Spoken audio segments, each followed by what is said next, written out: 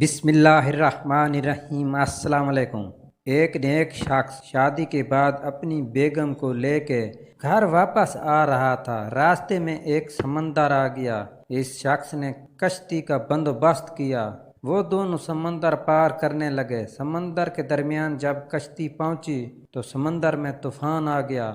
موجودہ حالات سے بیگم کا ڈر سے برا حال ہو گیا، مگر وہ شخص تسلی سے بیٹھا رہا جیسے کچھ بھی نہیں ہو رہا تھا۔ بیگم کو یہ دیکھ کے حیرانی ہوئی۔ غصے سے وہ چلا اٹھی، کچھ نظر نہیں آ رہا؟ آپ کو کشتی کو طوفان ڈبونے والا ہے، موت ہمارے سر پہ ہے، آپ ہو کہ تسلی سے بیٹھے ہو۔ شوہر نے اپنا خنجر نکال لیا۔ یہ بات سنتے ہی اور وہ بیگم کی رگ جان پہ رکھ دیا۔